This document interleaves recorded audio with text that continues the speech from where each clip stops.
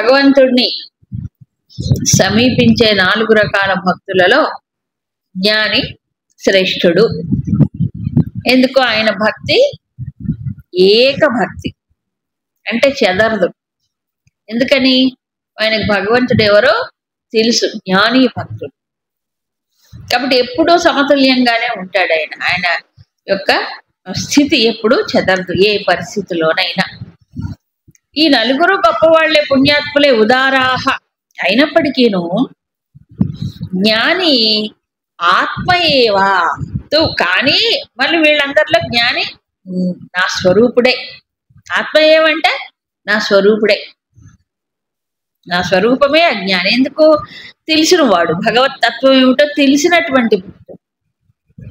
ఈ ముగ్గురికి తెలియదు, ఊరికి వెళ్తారు అవసరాల కోసం అంతే. ఇంకొకడేమో ఇది అని బుద్ధి దాకా అర్థం చేసి శాస్త్రం తెలుసుకొని వెనక్కి వస్తాడు తప్ప అందుకోవడానికి ప్రయత్నం చేసి అనుభవాన్ని పొందడం. అలా ఉంటారు. అందుకే చెప్పారు ఆస్థిత సహ యుక్తాత్మ. ఎందుకు ఈయన గొప్పవాడు చెప్తున్నారు? మాం అనుత్తమాం గతి ఏవ ఆస్థిత. అతను ఆ జ్ఞాని నాలోనే ఉంటాడు. ఆస్థిత అంటే ఎప్పుడు నాలోనే ఉంటాడు. నీవంటే ఎవరు? ఉత్తమాం గతి, అనుత్తమ, సూపర్లేటివ్ కంటే ఇంకెక్కువ. ఉత్తమం అంటేనే బెస్ట్, అవును కదా? ద బెస్ట్ అంటే ఉత్తమం. అనుత్తమం అంటే ఇంకా దాంతో పోల్చడానికి మరొకటి లేదు. మన్యదే నాధికం తత అన్నాడుగా. ఏది తెలుసుకుంటే ఇంకా తెలుసుకోవడానికి ఇంకోటి మిగలదో అది అనుత్తమం. అంటే ఉత్తమం అంటే ఇప్పుడు చూడండి, గుడ్, బెటర్, బెస్ట్. ఇంగ్లీష్ కొంచెం గ్రామర్. గుడ్, బెటర్, బెస్ట్ తెలుసు. Comparative degree, superlative degree. Best కంటే ఇంకా పైన అంటే it is not comparable to anything. ఇంకా దేనితో పోల్చడానికి సామ్యము లేదు, పోల్చడానికి వీలే లేదు. అది ఆ స్థితిని ఇక్కడ ఏమన్నారు? అనుత్తమం అన్నారు. సమానాధిక వర్జిత, లలిత సహస్రనామాలో వస్తుంది. సమానాధిక వర్జిత అంటే ఆమెతో సమానము కానీ అధికము కానీ మరొకటి లేదు. ఎవరు ఆమె? మరి ఇప్పుడు ఇదే. అక్కడ పేర్లు ఏమైనా సరే, ఏ పేరైనా పెట్టుకోండి, ఆ స్థితి అది, స్వరూపం అది. సమానము లేదు, అధికము కూడా లేదు, పోల్చడానికి వీలు లేదు ఇంకోటి. అందుకు అనుత్తమ, ఆ స్థితిలో ఉంటారు. ఎవరు? జ్ఞాని. అది మాం అంటే నాలోని, అంటే భగవంతుడు ఎవరు? ఆయనతో పోల్చడానికి మరొకటి ఏమీ లేదు ఈ ప్రపంచంలో. అన్నిటికంటే అతీతమైనటువంటి దాంట్లో ఉన్నప్పుడు ఆ జ్ఞాని మరి నాతో సమానుడే. నాతో సమానుడు అంటలేదు, సమానాధిక వర్జిత, సమానము కాదు, నేనే ఆత్మయేవా. ఇప్పుడు చూడండి, భగవంతుడికి భక్తుడు అవటం వేరు, భగవత్ స్వరూపమే తానవటం వేరు. దీని గురుదేవుడు ఒక ఎగ్జాంపుల్ ఇస్తారు. ఒక అధికారి ఉన్నాడు, ఓ ఎమ్మెల్యేని, ఎంపీనో, ఓ మినిస్టరో ఎవరో ఉన్నారు అనుకోండి. సాధారణంగా వీళ్ళు పదవిలోకి వచ్చిన తర్వాత వీళ్ళ చుట్టుపక్కల వాళ్ళు ఉంటారుగా, బంధువులు, వాళ్ళని కూడా లాగుతుంటారు, వీళ్ళకి సపోర్టర్స్. అసలు ప్రచారంలోనే వాళ్ళని పెడతారు మామూలుగా, అవునా కదా? సో ఇతను మినిస్టర్ అయిన తర్వాత ఇతనికి క్లోజ్లీ రిలేటెడ్ బావమరదో లేకపోతే ఇంకెవరు ఉంటారు కదా, వాడికి పవర్ వచ్చేస్తుంది. కాస్త వస్తుందా రాదా? ఎందుకని? ఇది చాలా దగ్గర వాడండి, అందుకని వాడికి కొంచెం పవర్ వస్తుంది. కాబట్టి ఏమైనా ఆయన దగ్గరికి అంటే ఈయన ద్వారా పోవాలి. ఇలాంటివన్నీ లౌకిక ప్రపంచంలో ఉంటాయి. అంటే ఈయన మినిస్టర్కి చాలా సన్నిహితుడండి, కాబట్టి మన పని అయిపోతుందండి అని. మినిస్టరే తానైతే, ఇప్పుడు మినిస్టర్కి సన్నిహితుడికి స్నేహితుడు కాదు, మినిస్టరే తానైతే అప్పుడు పవర్. అట్లాగే ఇప్పుడు ఈ జ్ఞాని ఎవరు? భగవంతుడికి దగ్గరైన వాడు కాదు అక్కడ. మరి ఎవరు? భగవంతుడే తానైన వాడు. ఆత్మయేవా అని ఎవరంటున్నాడు? జ్ఞాని చెప్పుకోవట్లేదు ఇక్కడ, భగవంతుడు చెప్తున్నాడు. ఆ జ్ఞాని నేనే. నాతో సమానం కూడా అంటలేదు, మమైకమైపోయాడు ఆత్మయేవ. సో అలాంటి జ్ఞానులు ఎవరిప్పుడు పరమాత్మతో పరమాత్మ స్వరూపులే అని చెప్పారు. అయితే ఈ స్థితి బహూనాం జన్మనామంతే మాం ప్రపద్యతే జ్ఞానవాన్. ఇక్కడ చూడండి, ఎన్నో జన్మల సాధన తరువాతే ఆ జ్ఞానవంతుడైన వాడు నన్ను శరణాగతి పొందుతాడు. అంటే నాలో ఇలా మమహికం అవుతాడు. శరణాగతి అంటే మళ్ళీ కాదు, ఈ శరణాగతి కాదు, ద్వైతంలో శరణాగతి ఉంది, అది కాదు ఇక్కడ చెప్పి. ప్రపద్యంతే ప్రపద్యతే, ఇక్కడ ప్రపన్నత వేరు, అర్జునుడు పొందిన ప్రపన్నత వేరు, తేడా ఉందిగా చాలా. అక్కడ అర్జునుడు ఎలాగున్నాడు, కష్టంలో బాధలో విషాదంలో పడి స్వామిని నడిపించన్నాడు. ఈ ప్రపన్నత వేరు. ఇక్కడేమిటి, భగవంతుడితో మమైక్యమైపోయాడు అయినటువంటి స్థితి ఎప్పుడు వస్తుంది అది? అది కూడా జ్ఞానవాన్ మాం ప్రపద్యతే. అజ్ఞాని ఈ పొందలేడు ఈ ప్రపన్నతని, ఈ మమైక ఏకత్వాన్ని కదా. ఎందుకు? అప్పటిదాకా అసలు జ్ఞానమే రాదు కదా, శాస్త్రమే తెలుసుకోవాలనేటువంటి స్థితిలో కూడా ఉండడు. ఎన్నో జన్మల తర్వాత కనీసం శాస్త్రం తెలుసుకోవాలనేటువంటి ఒక జిజ్ఞాస పుడుతుందట. అప్పటిదాకా ఆర్తులు అర్ధార్థులే ఉంటారు. ఒకవేళ తెలుసుకున్న శాస్త్రం, అధ్యయనం చేసిన శాస్త్రం ఏ లక్ష్యం అయితే చెప్పిందో ఆ లక్ష్యాన్ని అందుకోవాలి అనే సాధనలో కాలు పెట్టడు, ముందు అడుగే తెలుసు అంతే. సాధనలో ముందుకు వెళ్ళాలి కదా, అదే నా లక్ష్యం అని నిర్ణయించుకోవాలిగా. ఇంకోటి నాకు అక్కర్లేదు అనేటువంటి దృఢమైన నిశ్చయపూర్వకమైన ఇది రావాలి. జ్ఞానవాన్ మా ప్రబధ్యతే. ఆ ఇంటలెక్చువల్ కన్విక్షన్ వస్తేనే, అంటే మరణం తర్వాత నిర్ధారణ జరిగితేనే అందుకోవడానికి నిరంతర ప్రయత్నం చేస్తారు. అప్పటిదాకా అది జరగదు. అందుకని బహూనాం అన్నారు అక్కడ. ఎందుకంటే మానవ జన్మ రావడమే ఎన్ని కోట్ల జన్మల తర్వాత వస్తుంది. మానవ జన్మ వచ్చిన తర్వాత కూడా ఏదో ధర్మాచరణ, ఏదో సత్కర్మలు పుణ్యకర్మలు ఇవన్నీ చేస్తూ గడిచిపోతాయి. ఎవరైనా భగవంతుడు అనేది తెలుసుకోవడానికి ఒక ఇది వచ్చి అది అర్థం చేసుకొని అదే లక్ష్యంగా పెట్టుకొని, అందుకే మయ్యాసక్తమనాహ మదాశ్రయ యోగం యుంజన్ 3 చెప్పారు. సరే, అప్పుడు ఆ జ్ఞాని యొక్క స్థితి ఏమిటి? వాసుదేవ సర్వమితి. అది ఇక్కడ స్వామి కృష్ణుడు మహాత్మా అంటున్నాడు. ఆయన ఆ జ్ఞాని ఎవరిప్పుడు? మహాత్ముడు. మామూలు ఆత్మ కాదు, మహాత్ముడు. ఎందుక పరమాత్మతో ఏకీభూతుడు అయ్యాడు. సుదుర్లభ. అలాంటి వాడు ఈ భూమి మీద లభించడం చాలా చాలా అరుదు. ఎప్పుడో 100 కోటి వాళ్ళు ఉంటారు.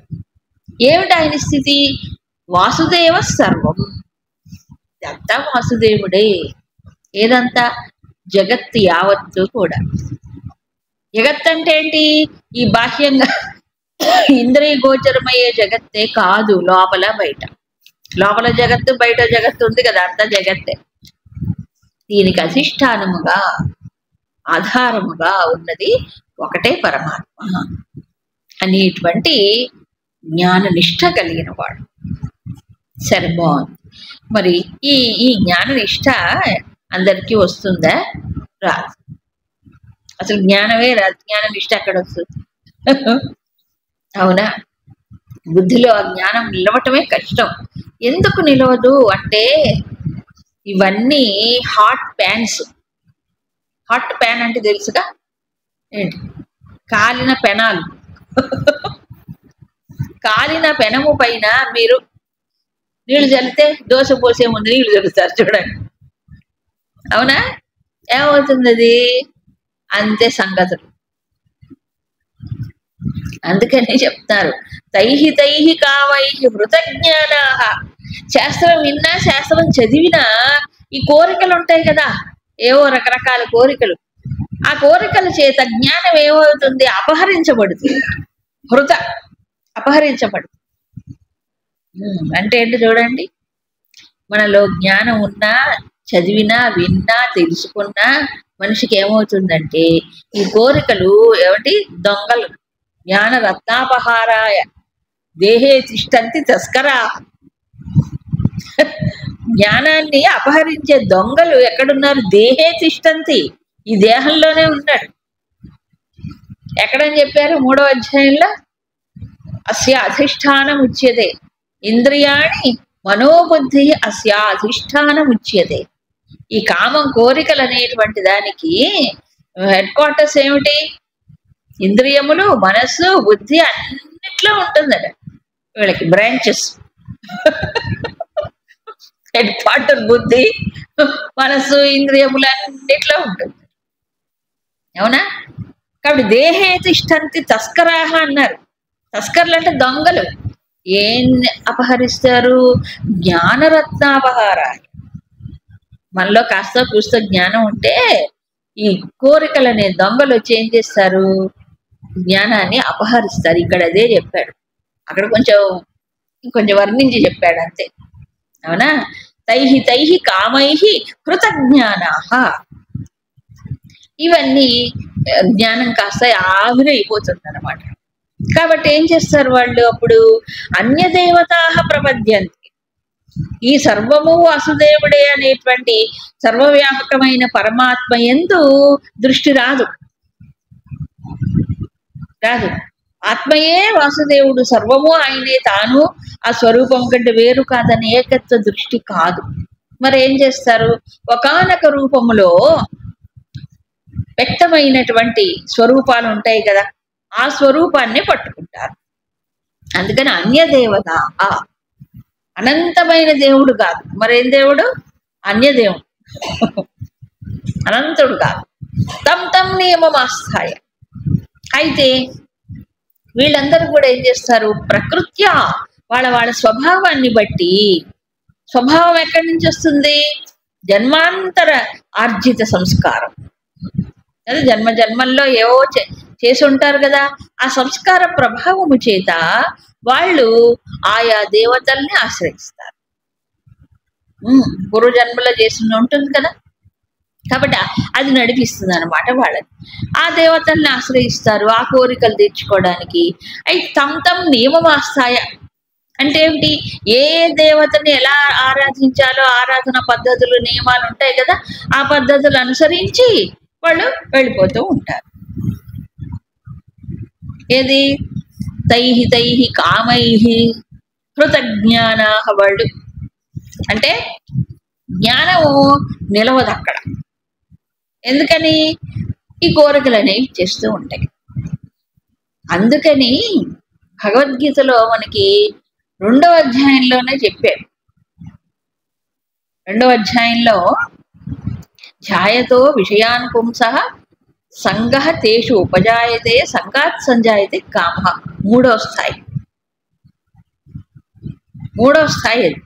కామం అనే రూపాన్ని దాల్చిందంటే మొదలు ఏం రూపంలో ఉంటుంది? అది విషయ ధ్యానం ముందు, తర్వాతే రాగం వస్తుంది, దాంతో సంగం అటాచ్మెంట్ వస్తుంది ముందు, తర్వాతే కోరికగా మారుతుంది. కోరికగా మారిన తర్వాత ఆగలేడు, పరిగెత్తాల్సిందే.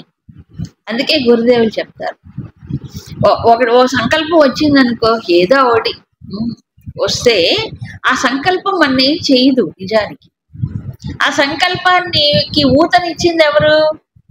మనమే ఊతనిస్తాం. అంటే బలం ఇస్తాం, తర్వాత దాని మీద దృష్టి పెడతాం. దాని మీద దృష్టి పెట్టిన తర్వాత ఏమవుతుంది? సంబంధమైనటువంటి చైన్ ఆఫ్ థాట్స్, ఆ తర్వాత మళ్ళీ దాని గురించే ఆలోచిస్తే ఏమవుతుంది? దానికి బలం పెరుగుతుంది. తెలియకుండానే మనసులో ఒక సంఘం అనేది ఏర్పడుతుంది. ఇవన్నీ తెలియకుండానే జరిగిపోతాయి. సో అటాచ్మెంట్ అనేది ఇది చేతిలో పట్టుకున్నట్ట, చేతిలో పట్టుకోవడం కాదు. మనస్సు ఆయా వస్తువులని, ఆ విషయాల్ని, ఆయా వ్యక్తుల్ని తెలియకుండానే ఒక సంఘం. అందుకే ప్రతి చోట అసక్త బుద్ధి అంటాడు భగవద్గీత. అసలు గాంధీ గారు అయితే అనాసక్త యోగం అంటారు దీన్ని. అనాసక్త యోగం అంటే దేనిపైన సక్త భావన లేకపోవడం, పట్టుకోకపోవడం. అది కాబట్టి ఆ రకంగా వచ్చిన తర్వాత ఏమైపోయింది అప్పుడు? దానికి బలం ఇచ్చి దాని మీద దృష్టి పెట్టి దానికి శక్తిని పెంచి అయ్యో అది వశం చేసుకుని ఇంకా అంతే పోవాల్సింది. ఈ ప్రకారంగా ఆ కోరికల చేత ఆయా పనులు చేస్తారు. వీళ్ళు కూడా మంచివాళ్ళు. ఎందుకు? ఆయా దేవతల్ని పట్టుకున్నారు, దేవతల్నే పట్టుకున్నారు, ఆరాధన చేస్తున్నారు, పొందుతారు. ఇప్పుడు ఈ దేవతల్ని పట్టుకొని ఆయా నియమాల ప్రకారం చేయటం వల్ల వాళ్ళకి ఏమవుతుంది? ఆ కోరికలు తీరుతాయి. అంతే కదా? అందుకని అన్యదేవత అంటే పరమాత్మ సర్వాంతర్యామి సర్వవ్యాపకుడు సర్వజ్ఞుడైనటువంటి వాసుదేవుని పట్టుకోరు. మరేం పట్టుకుంటారు? ఆయా క్షేత్రములలో కదా, ఆయా మందిరాలలో ఒక్కచోట కూడా కృష్ణుడే, కానీ సంతాన గోపాలుడు అక్కడ ఉన్నాడండి. ఆయన సంతానం ఇస్తాడు అక్కడ పోతే. చూడు, ఒక కృష్ణుడు ఒకడే అయినా మరి ఒక్కో క్షేత్రంలో ఒక్కో చోట ఒక్కో మహిమ ఉంది. అక్కడికి వెళ్తే అది వస్తుంది. అవునా కాదా? మరి కాబట్టి ఇలా ఆయా దేవతల్ని వాళ్ళు ఆరాధిస్తూ ఉంటారు. వరలక్ష్మి వ్రతం చేస్తారు. ఇంకేంటి? కేదార గౌరీ వ్రతం కదా, ఇవన్నీ వాటి కోసమే పెట్టారు. పర్వాలేదు చేసుకోండి, కానీ ఈ కోరికలు తీరుతాయి. వరలక్ష్మి వ్రత కథలో ఏం చెప్తారు మీకు చెప్పండి? ఆ కథ చదువుకోవాలి, అక్షతలు వేసుకోవాలి, అప్పుడే అది పూర్తి అవుతుంది వ్రతం. చారుమతి ఒక్కసారి ప్రదక్షిణ చేయగానే అందరి చేతులకి గాజులు, బంగారు కడియాలు వచ్చాయి కదా. మళ్ళీ ఇంకోసారి ప్రదక్షిణ చేయని అంతా బంగారం నిండిపోయింది. ఎందుకు? ఆ కోరికలు. అవునా కాదా? ఆ అమ్మవారు మనకి సంపదిస్తుంది, సౌభాగ్యం ఇస్తుంది. కాబట్టి ఆయా కోరికలను అనుసరించే వాళ్ళు చేస్తూ ఉంటారు. కానీ అంతటా ఉన్న పరమాత్మ అనేటువంటిది కష్టం, బుద్ధి పట్టుకోరు. ఎందుకని ఈ కోరికే వాళ్ళు డామినేట్ చేస్తుంటుంది, చేస్తూ పోతూ ఉంటారు. అయితే భగవంతుడు ఏమంటాడంటే, పోనీలే, ఏ రూపంలో పట్టుకుంటే ఏమి? యో యో యాం యాం తను అంటే ఎవరెవరు ఏ రూపంలో, తను అంటే రూపం. ఇక్కడ ఏ ఏ రూపంలో భక్తుడు ఆ భక్తి కలిగి ఉండి ఆ రూపం పైన శ్రద్ధతో అర్చితం ఇచ్చతి ఆరాధన చేస్తూ ఉంటాడో, ఇష్టపడతాడో, తస్య తస్య అచలాం శ్రద్ధాం, వాళ్ళకి నేను ఏం చేస్తున్నాను? ఆయా రూపముల యందే అచంచలమైన శ్రద్ధని నేను కలిగిస్తూ ఉన్నాను. ఎవరు? ఉన్నది ఒకడే పరమాత్మ, కానీ వాళ్ళకి ఆ రూపం ఇష్టం కదా, ఆ రూపముని ఆరాధిస్తున్నాడు కదా. కాబట్టి అచంచలమైన శ్రద్ధ అంటే దీన్ని బట్టి చూడండి ఎక్కడ నిలబడి చెప్తున్నాడు ఈయన. ఈ కనిపించే నామరూపాలు కాదు, ఎవ్వరు ఈ ప్రపంచంలో ఏ మతమైనా, ఏ కులమైనా, ఏ రకమైన ఆరాధన చేసినా కదా, ఆ రూపం యందు వారికి నిష్ట కలిగించి శ్రద్ధ కలిగించేది నేనే అంటాడు. ఇప్పుడు ఎవరి కృష్ణుడు? అనంతుడు, అనంతమైన పరమాత్మ. సో భగవద్గీతలో ఉన్నటువంటి జగద్గురు అయినటువంటి ఈ కృష్ణుడు పరమాత్మే. అంతేగాని ఇప్పుడు బృందావన కృష్ణుడు, మళ్ళీ గోవర్ధనధారి కృష్ణుడు ఒక రూపం పరిమితమైన భగవంతుడిగా చెప్పట్లేదు. ఎవరు ఏ రూపంలో ఆరాధించుకున్నా పర్వాలేదు, వాళ్ళకి నేనే శ్రద్ధను కలిగిస్తాను. సో ఇప్పుడు భగవద్గీత ఎలాంటిది? ఇందులో కులము, మతము ప్రసక్తి లేదు. అందుకే దీన్ని యూనివర్సల్ సాంగ్ అన్నాడు. పిచ్చివాళ్ళు తెలియక ఒక మత గ్రంథం అంటే ఒక మతం ముద్ర వేసి పెడుతున్నారు. కాబట్టి మీ మతం వేరు, మా మతం వేరు. ఏం మతం అండి బాబు? కృష్ణుడు మతం ఏంటంటే యూనివర్సల్, ఆయన విశ్వజనీయం, సార్వజనీయం.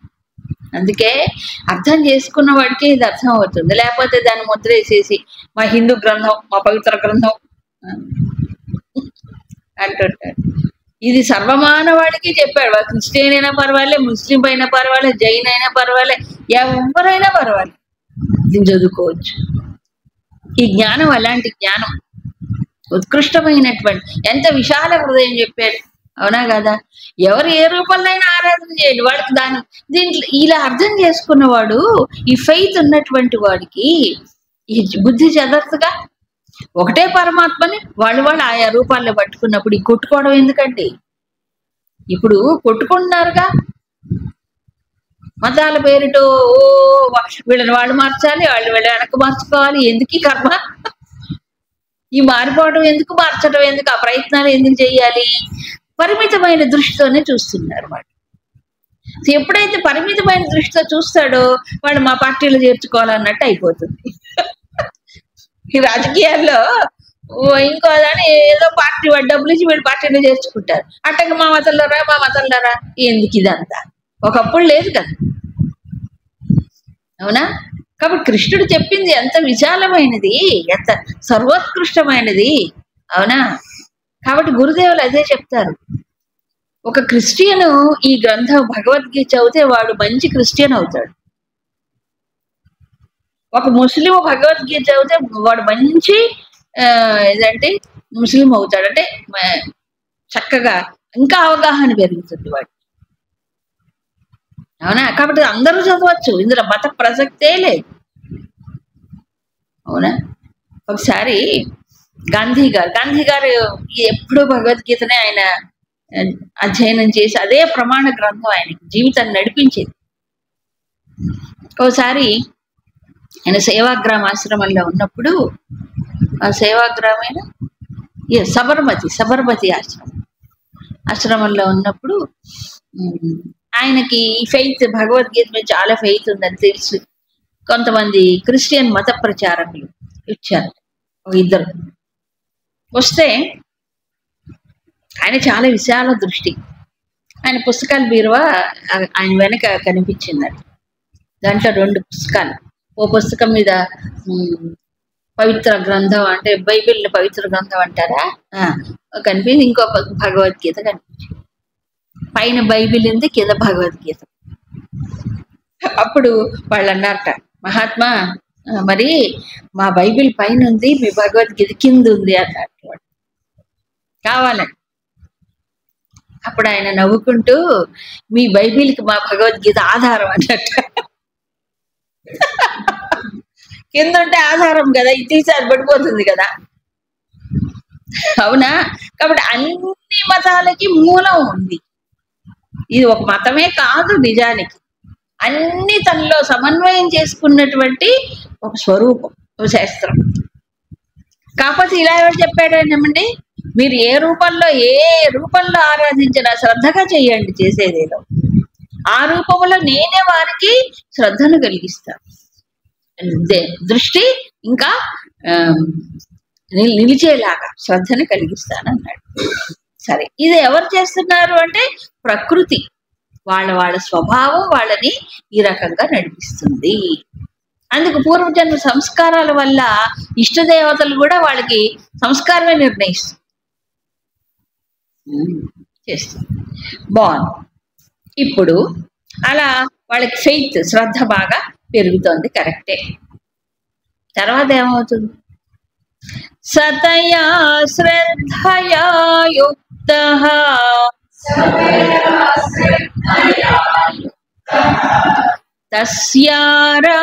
తస్యారాధనమీహతే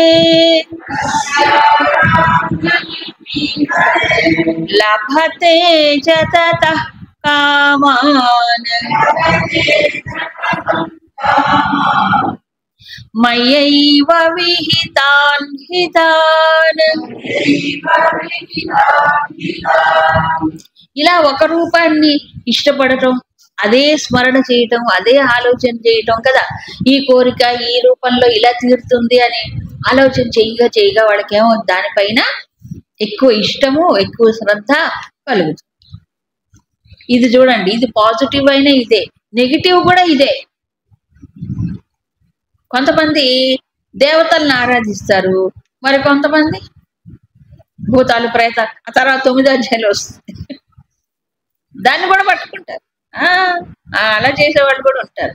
కాబట్టి దేని మీద మనసు నిలిపితే అదే వాడి యొక్క ఏమవుతుంది, బలం పెంచుకుంటున్నాడు తెలియకుండానే ఆ ఆలోచన. కాబట్టి అప్పుడు ఆ అనంతమైన పరమాత్మలో నుంచి వీడు ఏది ట్యాప్ చేస్తే అంతవరకు వాడు కోరిక తీరుతుంది. ఇప్పుడు ఎలక్ట్రిసిటీ ఉందండి, మనకి ఆ వైర్ నుంచి లోపలికి ఒక కనెక్షన్ వచ్చింది పైన. వచ్చిన తర్వాత ఏం చేస్తున్నాం మనం, దాని నుంచి ఎన్ని గదులు ఉంటే ఎన్ని ఉంటే వాటన్నిటికీ కనెక్ట్ చేస్తాం. అవునా? మొత్తం ఒక ఆశ్రమం ఉందనుకోండి, 30 గదులు ఉంటే ఎన్ని స్విచ్లు ఉంటాయి? కనీసం 4 స్విచ్లు ఒక రూమ్కి వేసుకోండి, 120 స్విచ్లు ఉంటాయి. అవునా?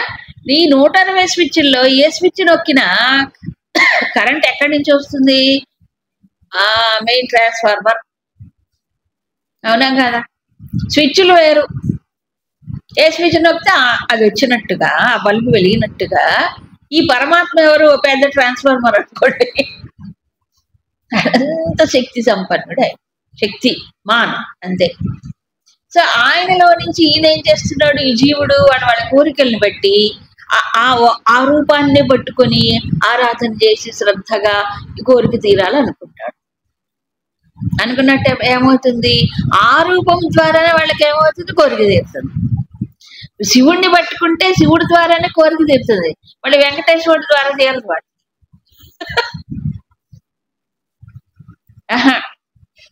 వెంకటేశ్వరుడు మొక్కుకుంటే వెంకటేశ్వరుడి మీదే శ్రద్ధ కలుగుతుంది, మళ్ళీ శివుడి పైన కలగదు. ఎందుకు? ఆ రూపానికి ఆ దృష్టి పరిమితమై ఉంటుంది కాబట్టి, వీళ్ళ దృష్టిని బట్టే అక్కడ అది.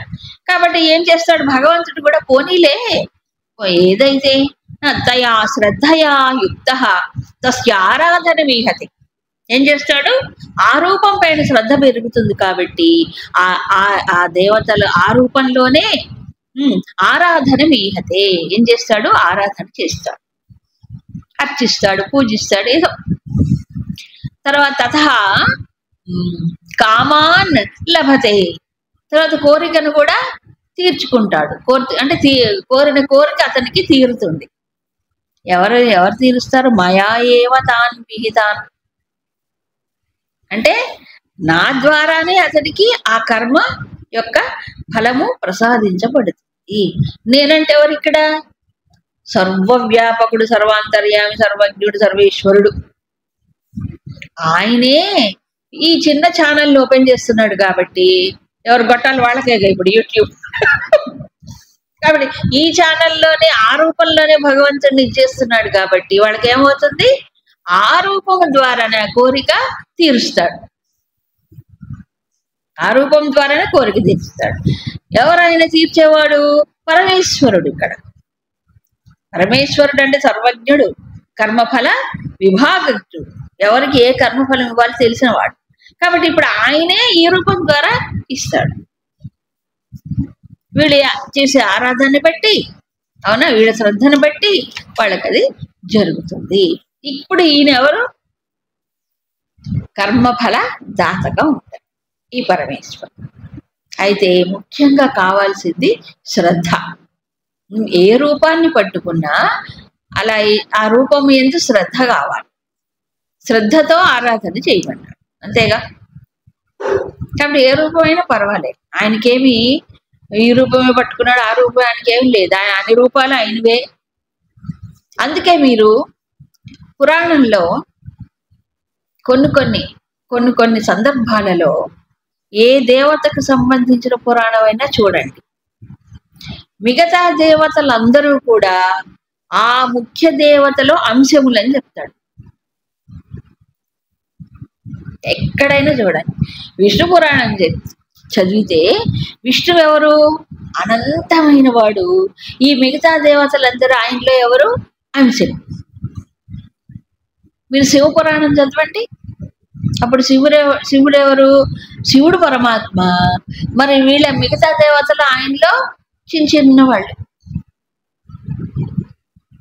ఎక్కడ ముఖ్యంగా వాళ్ళెవరు? త్రిపురాసుర సంహారం అనేటువంటి ఆ లీలలో అంటే చెప్తాడు, విష్ణు ఆయనకు బాణం అయిపోయాడు, అక్కడ భూమి ఏమో రథం అయిపోయింది, ఒక్కొక్క దేవత ఒక రూపాన్ని తెలిసి అది చేసింది. మరి దేవి భాగవతం చూడండి, మహారాజ్ఞి, శ్రీమాత. మరి వీళ్ళందరూ ఎవరు? పసిబిడ్డలు. ఆమె వీళ్ళకి శక్తిని ఇచ్చింది. పోయి స్థితి లయాలు చేయి, బ్రహ్మ నువ్వు సృష్టి చేయి అని ఓ శక్తిని ఇచ్చింది. విష్ణు నువ్వు స్థితికారకుడుగా ఉండు, ఓ శక్తిని ఇచ్చింది. తనలోంచి 3 శక్తులు తీసిచ్చి. మరి ఇలా చూస్తే ఇప్పుడు చూడండి, ఏ అందుకే పురాణాల్లో ఆ రకంగా ఆ దేవత యందు శ్రద్ధ విశ్వాసము కలగటానికని ఇన్ని రకాలుగా చెప్తారు. ఉన్నదోటే పరం. అది ఉపనిషత్తులు చెప్తాయి, ఉపనిషత్తులు అవి చెప్తాయి. అవునా? సో ఇప్పుడు ఏమైంది, వీళ్ళ శ్రద్ధయే అక్కడ ఆ ఫలితాన్ని ఆ రూపం ద్వారా ఇచ్చేలాగూ చేస్తుంది. శ్రద్ధతో ఆరాధించినప్పుడు ఏమవుతుంది, ఇప్పుడు దేవత అంటే ఎవరు, ఆ పర్టికులర్ క్షేత్రంలో ఏ రంగంలో తాను పనిచేస్తున్నాడో దాంట్లో కృషి చేసినప్పుడు శ్రద్ధతో ఫలితాన్ని ఇస్తుంది. ఎవరు, ఆ రూపంలో ఆ దేవతనే ఇస్తుంది. అందుకే విద్యారంగంలో ఎవరు అనుగ్రహించారు, లక్ష్మీదేవి వచ్చి అనుగ్రహించదు, సరస్వతీదేవే. సో ఆ రకంగా వస్తుంది వాళ్ళకి. Very good. తప్పేంటి ఇందులో? మా కోరికలు మేము తీర్చుకుంటా దేవుణ్ణే కాదు పట్టుకుంటున్నాము, ఆ రూపంలో ఆరాధించి మా కోరికలు తీర్చుకుంటున్నాం కదా, మేమేం తప్పు చేస్తున్నాము? తప్పు చేస్తున్నాం అనలేదు అక్కడ, కాకపోతే లిమిటెడ్. తర్వాత శ్లోకంలో చెప్పారు, అంతవత్తు ఫలం తేషాం తద్భవత్యల్పమేధసాం దేవాన్ దేవయజో యాంతి మద్భక్తా యాంతి మామపి.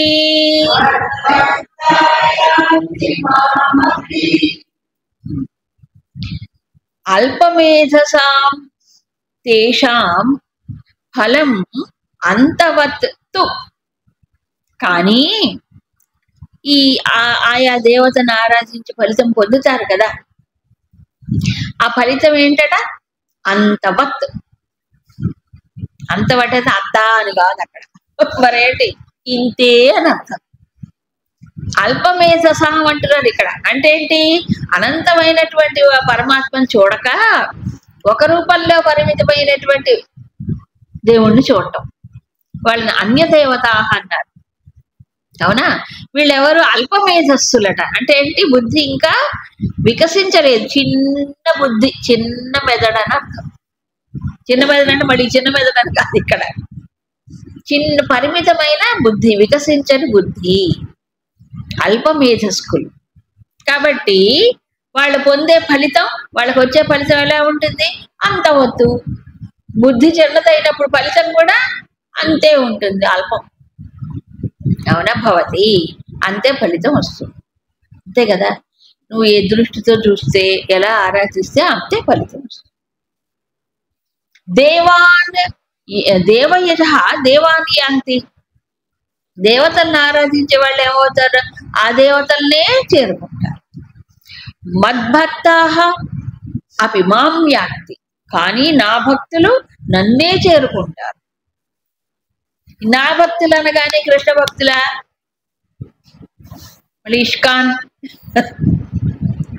కాదు కాదు, కృష్ణ భక్తుడే మోక్షాన్ని పొందుతాడని కాదు ఇక్కడ. మరి ఎవరు నా భక్తుడు అంటే ఏమిటి, పరమాత్మ అని.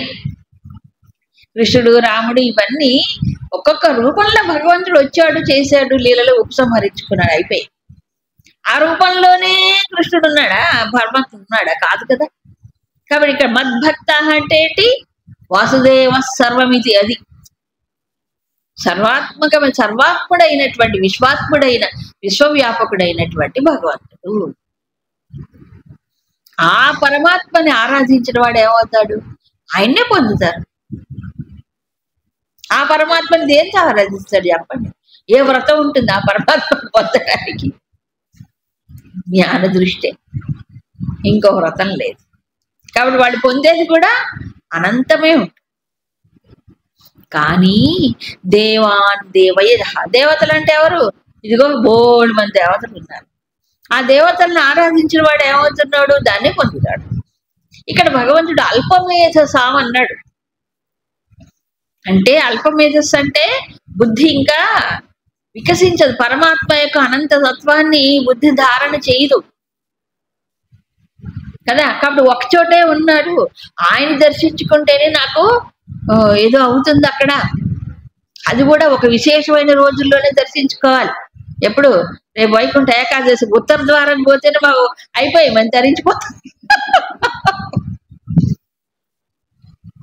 ఏమండి, వాళ్ళు అలంకరించి ఆ రోజు తెరుస్తారు. దాంట్లో పోతే ముక్తి వస్తుందా చెప్పండి?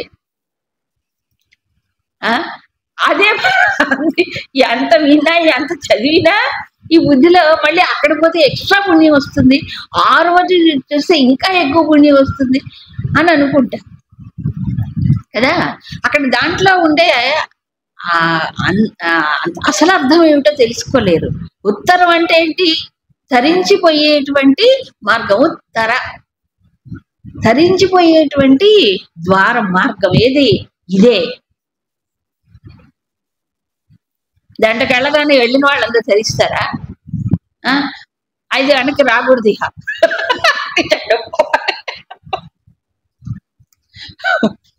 అందుకే గురుదేవులు మాట చెప్తారు, ఒకవేళ ఒక రూపంలో ఆరాధిస్తే, కృష్ణుడు అనుకోండి, రాముడు అనుకోండి, ఆ భగవంతుడి దగ్గరికి వెళ్ళగానే వాడికి ముక్తి రావాలి, వెనక్కి రాకూడదు.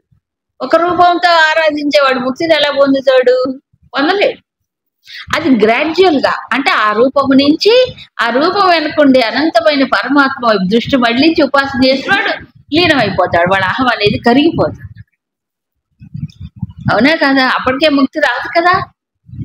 అందుకని ముక్తిలో కూడా మళ్ళీ ఏం చెప్పారంటే మనకు శాస్త్రంలో సారూప్య ముక్తి, సారూప్య ముక్తి, తర్వాత సాయుధ్య ముక్తి, సామీప్య ముక్తి అని చెప్పాడు. సాయుధ్యం వేరు, మిగతావన్నీ ఇదే. ఆ లోకానికి వెళ్తారు, ఆయన దగ్గరికి వెళ్తారు, సామీప్యం ఇలా ఉంటుంది అంతే. కానీ ఫైనల్ కైవల్యం రాదు. కాబట్టి మామ్యాంతి మద్భక్త అన్నప్పుడు ఇక్కడ ఏ దృష్టితో చెప్పాడు? కైవల్య ముక్తి చెప్పాడు. కేవలం సర్వము వాసుదేవమై ఒకటే. కేవలానర్ఘ్య కైవల్య పదదాయి. అవునా కదా? కాబట్టి కేవల అమ్మవారి పేరు లలితలో కేవల అంటారు. కేవల అంటే ఏంటి? కైవల్య పదదాయిని ఒకటే. లలితలో కూడా చాలా అద్వైతం ఉంది, చాలా ఉంది లలిత సహస్రనామాలు. కాబట్టి కేవల స్వరూపముగా ఆరాధించిన వాడు కైవల్యాన్ని పొందుతాడు. ఒకతే. ఒకతే అంటే మళ్ళీ ఒక రూపం కాదు ఇక్కడ, ఇదే అక్కడ. కాబట్టి మద్భక్త అంటే అది చెప్పాడు. కానీ అందరూ అలా ఉండరు కదా. అల్పమేధస్సులే ఎక్కువ మంది ఉంటారు. కాబట్టి ఏం చేస్తారు? ఆయా రూపాల్లో ఆరాధిస్తారు, ఫలితాన్ని పొందుతారు. ఎందుకు ఇలా చేస్తారు అంటే దృష్టి ఏమైపోయిందంటే బహిర్ముఖం అయిపోతుంది. బహిర్ముఖం అంటే ఏంటి?